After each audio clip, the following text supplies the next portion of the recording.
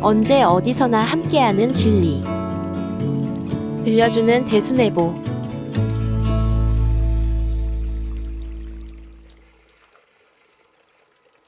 문명계와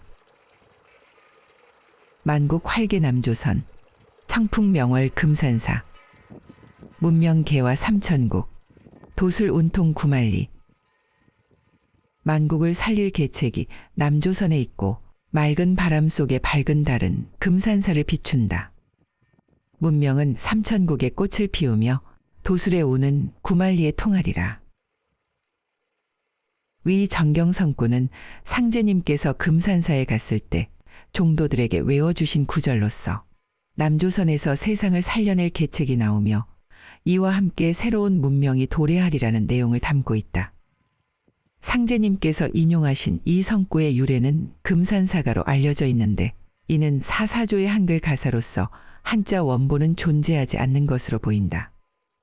그런 까닭인지 문명계와의 한자 표기는 문헌마다 일정하지 않으며 대순전경을 비롯한 증산교단의 다른 문헌에서는 대부분 문명계화로 표기하고 있으나 전경만이 거의 유일하게 문명계화로 표기하고 있다. 당시 조선에서는 서구 문명을 적극적으로 받아들여 계화를 이루자는 서구적 근대화를 의미하는 문명계화의 흐름이 시대적 조류를 형성하고 있었다. 이때의 계화는 문호를 개방하여 서양의 문물과 제도, 사상을 받아들임의 의미가 있는데 전경에 나타난 문명계화에서 계화는 꽃이 피어남의 의미로부터 문화 예술이 한창 번영함을 비유하는 말로서 표기된 것이다. 따라서 상제님께서 언급하신 문명계화가 문명계화와 어떻게 다른 의미를 갖는지 살펴볼 필요성이 있다고 본다. 이 글에서는 구한말에 나타난 문명계화라는 시대적 조류의 흐름을 알아보고 천지공사를 통해 펼쳐지는 후천 문명과 문명계화의 의미에 대한 고찰을 통해 전경의 표기가 대순전경 등 다른 경전과 달리 상제님 말씀과 그 취지를 적확하게 표현하였음을 밝혀보고자 한다. 구한말 문명계화의 흐름과 그 평가. 19세기 후반 한반도에서 서구 문명 수용에 대한 태도는 이른바 동도서기론, 문명계화론, 유교개신론 등으로 나타났는데 그중 대표적인 것이 문명계화론이라 할 수 있다. 여기서 문명계화는 일본의 계몽사상가인 후쿠자와 유키치가 처음 사용한 말로서 civilization의 번역어인 문명과 근대적 서구적 문물에 대한 개방의 의미를 지닌 계화가 결합된 것이다. 이는 19세기 후반 서양 세력이 밀려오고 있는 상황에서 동아시아의 낡은 전통을 버리고 새로운 서양의 문화와 사상, 종교 등을 적극적으로 수용하여 국가의 자강을 이루어야 한다는 사회문화적 흐름을 말한다. 문명계화론은 1880년대 초부터 한일병합 이후까지 한반도의 변화를 이끈 중요 흐름의 하나였으며 통칭 개화기로도 불리는 이 시기에 천지공사가 행하여졌다. 문명계화론은 일본 메이지 유신의 근대화 과정을 모델로 하여 서양 문명의 적극적인 수용을 통한 근대화 개혁을 추구했던 갑신정변의 주역들에 의해 제기되어 확산되었다. 그러던 가운데 서양 문물을 일찍 받아들였던 일본이 청일전쟁에서 승리를 거두자 문명계화를 긍정하던 지식인들은 더욱 그 필요성을 절감하게 되었다. 청일전쟁의 승리로 청나라로부터 조선에 대한 주도권을 넘겨받은 일본은 김홍집을 중심으로 한 친일 정부를 내세워 가보개혁을 단행하였고 문명계화 정책의 하나로 단발령을 시행하였다.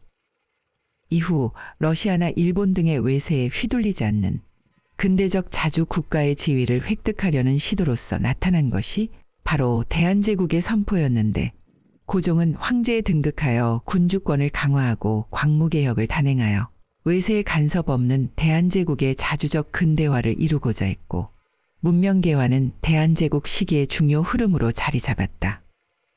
대한제국은 서구 기술 문명만이 아니라 사회제도와 그 운영까지도 받아들이며 적극적으로 서구 문명을 수용하였으며 교육의 필요성을 자각하여 각종 학교를 설립하고 근대적 화폐제도와 은행 및 해운, 철도, 방직회사 등 각종 회사를 만들어 상공업을 발전시키고자 하였다.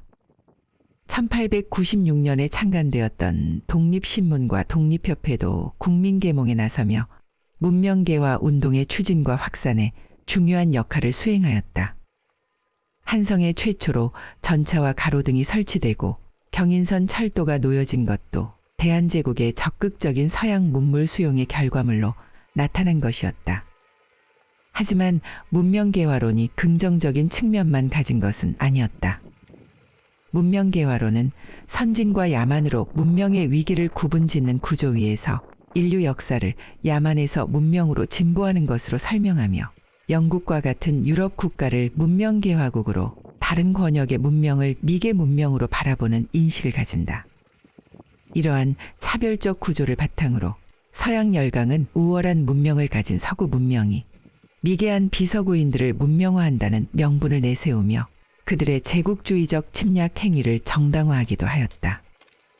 즉, 문명개화론이 제국주의를 합리화하는 명분이 되기도 하였기에 혹자는 이를 문명개화론의 덫이라 표현하기도 한다.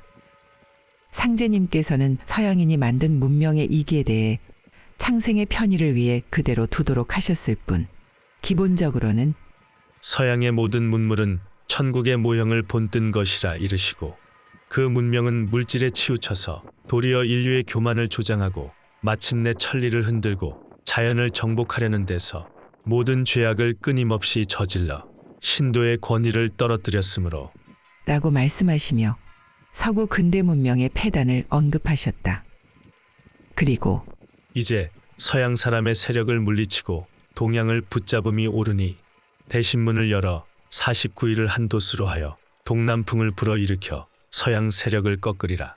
라고 하셨으니 이는 곧 서양 세력의 팽창을 막고 동양을 지켜내리라는 뜻을 밝히신 것이다. 여기서 서양 세력의 침략은 문명화를 명분으로 제국주의가 팽창하는 모습이기도 하므로 만약 앞에 소개된 정경의 시 9절에서 문명개화 삼천국이라고 표기한다면 그것은 서양 세력을 물리치려는 상제님의 천지공사의 취지와 전혀 들어맞지 않는 표현이 되는 것이다. 문명에 비유되는 꽃의 상징성. 흔히 고대 중국의 찬란했던 문화를 중화문명이라 표현한다. 중화문명이라는 표현에서 중은 고대 중국이 발원했던 중원지역을 의미하며 화는 꽃 빛나다, 찬란하다의 뜻으로 화려하게 번창했던 문화, 문명을 나타낸다. 금문과 소전은 한자의 변천 과정을 알 수 있는 자료인데 금문에 나온 화자를 보면 단순히 꽃잎을 활짝 펼친 꽃이 그려져 있고 소전에는 여기에 풀초자가 더해지면서 화자가 꽃과 관련된 글자라는 의미를 전달하게 되었다. 꽃이 활짝 피어난 모습에 비유하여 고대 중국에 융성했던 문화를 중화라 표현한 것이다. 일상적으로도 문화를 꽃 피운다라는 말이 있듯이 문화, 문명의 융성은 대개 꽃이 피는 것에 비유되어 표현되고 있는데 전경에도 문명개화 이외에 꽃화의 글자가 문명의 의미로 해석되는 글귀가 있다. 상제님께서 수륙병진의 도수를 행하실 때 군항으로 떠나시기 전 김병선이라는 종도에게 영세 화장 건곤이 대방 1월 간태궁을 외우라고 명하셨다. 여기서 건곤, 간태는 8괴의 명칭을 말한다. 대개 문왕 8괴는 감괴와 릿괴를 제외한 모든 괴가 부조화 상태에 있어 주역 세상의 현실은 언제나 조화와 부조화, 균형과 불균형이 공존하게 된다고 설명된다. 반면 정역의 8괴는 건곤과 간태가 각각 사방위의 정위치에 놓여지고 감리, 진손의 다른 괴들도 서로 마주보며 화합하는 형상을 나타내고 있어 조화와 균형의 세계를 의미하는 것으로 알려져 있다. 이러한 배경에서 볼 때 영세 화장 건곤이 대방 1월 간태궁의 글귀는 곧 후천에 도래하는 정역 세상과 관련되며 영원한 문명의 꽃은 건곤의 새 질서 속에서 기리만발하고 대도인 1월은 감방과 태방의 자리하네라고 풀이되는데 이 글귀에 나타나는 꽃화 역시 정역 세상에서 펼쳐지는 후천 문명을 의미하는 것으로 해석되는 것이다. 또한 개화, 개화기 등의 의미도 문화예술이 융성하고 번창함 또는 그러한 시기에 비유되는데 이때 개는 닫혀 있거나 감추어져 있던 것이 열린다는 뜻이며 개화는 꽃봉오리에서 꽃잎이 벌어지며 피어나듯이 준비된 무언가가 열리며 아름다움과 화려함을 드러낸다는 의미를 지니기도 한다. 이렇게 여러 표현과 사례에서 문명과 꽃은 깊은 상관관계를 가짐을 알 수 있다. 천지공사를 통한 문명개화. 천지공사는 한반도에서 자주적인 문명개화 정책이 시도되었던 대한제국 시기에 실행되었다. 이 시기에 상제님께서 문명개화를 언급하셨지만 이는 서구 문명을 선진 문명으로 보고 그것을 추종하고자 했던 시류로서의 문명개화의 의미와는 전혀 다른 것이었다. 문명개화의 문명이 서구 문명을 뜻하는 반면 문명개화의 문명은 상제님께서 천지공사로서 여시고자 하는 후천 문명을 의미하는 것으로 여겨진다.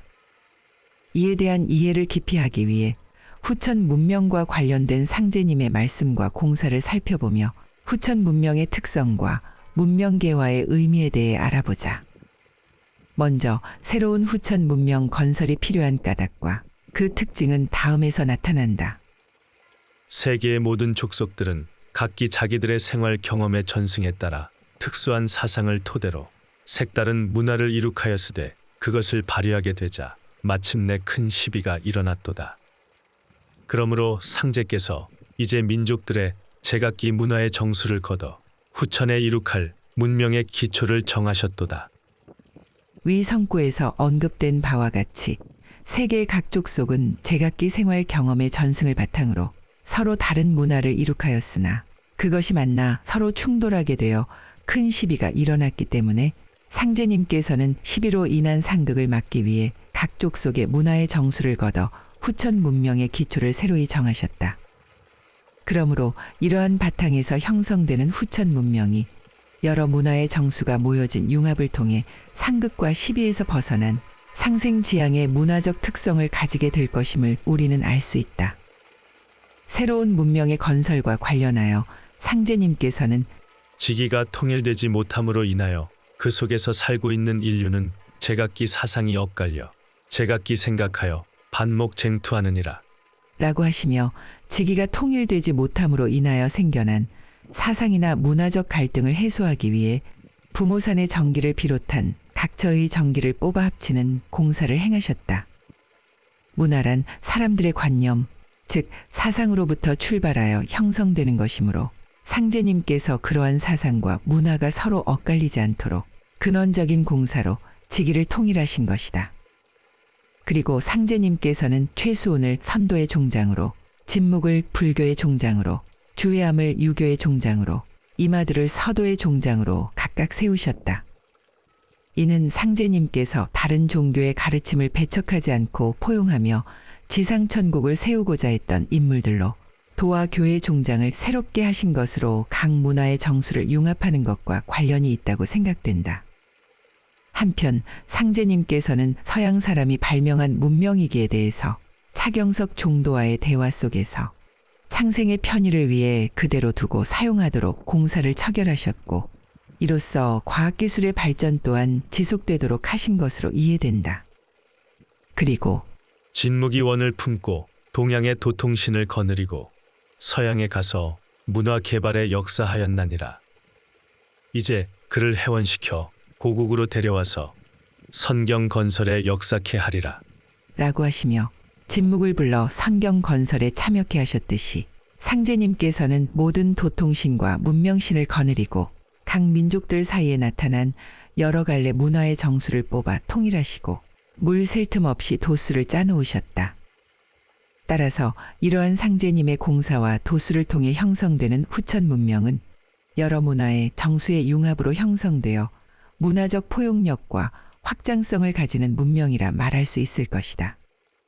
한편 선도와 불도와 유도와 서도는 세계 각 족속의 문화의 바탕이 되었나니 라고 상제님께서 말씀하셨듯이 역대 성인이 펼친 도는 곧 세계 여러 족속의 문화의 바탕을 이루었다. 노자의 도가 무의자연과 불로장생을 지향하는 도교 문화를 형성하였고 석가모니의 도가 자비의 실천과 왕생극락을 염원하는 불교 문화를 형성하였으며 또한 공자의 도가 인과 예를 중심으로 한 유교 문화를 이루었고 예수의 가르침이 하느님 신앙을 바탕으로 한 기독교 문화를 형성하였다. 이러한 성인의 도는 대체로 성인의 탄생지로부터 문화를 형성하고 그로부터 세계 각 지역에 전파되는 양상을 보여왔다. 이러한 관점에서 볼 때 한국은 곧 상제님께서 펴신 도와 천지공사를 통해 건설되는 후천 문명의 발상지가 될 것이며 이로부터 새로운 문명이 세계 각지에 꽃피우는 흐름의 전개가 예상된다. 문명개화에는 천지공사를 통해 심어진 후천 문명의 씨앗이 시간의 흐름과 도수에 따라 개화되는 과정도 그 범주 안에 포함될 수 있으며 그것은 본질적으로 온 세상에 동시적으로 변화를 가져올 것이다. 하지만 도전님의 앞으로의 세계를 지상천국으로 만들기 위한 출발지로서 상제님께서는 한국 땅에 오신 것이다. 라는 말씀 속에서도 그 의미가 나타나듯이 문명개화는 상생의 마음이 내포된 한민족의 어진 성품과 문화 창조력의 토대 위에 우리나라의 국운과의 연관성 속에서 실현되어가는 측면도 있는 듯하다. 그런 까닭에 천지공사 이후 한국에서 전개되는 상생의 사회문화적 흐름 속에서 상제님 말씀과 공사에 따른 후천 문명의 특징이 엿보이며 한국은 지상천국의 출발지이자 새로운 문명의 선도국으로서의 면모를 보여주는 것 같다. 지금까지 살펴보았듯이 상제님의 말씀 속에 나타난 문명개화의 의미는 기존의 서구적 근대화를 의미하는 문명개화와 다르며 지향하는 바 또한 큰 차이가 있다. 당시의 문명개화는 서구의 문물을 적극적으로 수용하여 근대화를 이루려는 흐름을 말한다. 하지만 상제님께서 문명개화 삼천국을 언급하시며 문명개화가 아닌 문명개화라고 표현하신 것은 이를 통해 당시 적극적으로 서양 문물을 받아들이려던 시대 조류와 달리 천지공사를 통해 상생의 후천 문명의 기초가 갖추어지고 이로써 새로운 문명이 세상에 펼쳐지게 되는 더 큰 흐름이 있다는 점을 강조하신 것으로 생각된다. 장차 천하를 크게 문명화하여 삼계에 붙여 신인의 해원을 풀려는 것이나 라는 말씀에 비추어 볼 때 문명계와 삼천국이라는 표현에서 삼천국은 온 세상 또는 천하의 의미로도 해석 가능하다. 그러므로 만국 활개남조선 문명계와 삼천국이라는 말씀에는 상제님께서 서세동점의 상극적 소용돌이에서 천지공사를 통해 후천상생 문명의 씨앗을 심으셨으니 세계와 인류를 살릴 계책, 즉 해원상생의 진리가 우리나라로부터 출현하고 새로운 문명이 도수에 따라 세계만방의 꽃을 피우게 되리라는 의미가 담겨 있다고 여겨진다. 이상과 같은 내용을 살펴볼 때 대순전경 등 대다수의 다른 경전들이 상제님의 천지공사의 취지나 방향과 맞지 않는 문명개화라는 한자 표기를 한 반면 전경에서는 문명개화라는 한자 표기를 함으로써 상제님의 말씀과 천지공사의 취지에 부합하는 적확한 의미를 전하고 있다는 점이 확인된다. 문명개화 언제 어디서나 함께하는 진리. 들려주는 대순애보